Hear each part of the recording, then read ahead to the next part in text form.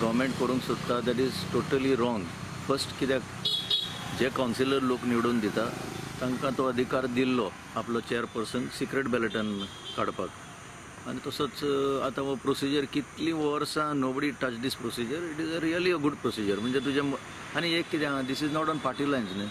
Municipal elections are not on party lines. So party जे individual वयता ते then they decide who we should be the chairman.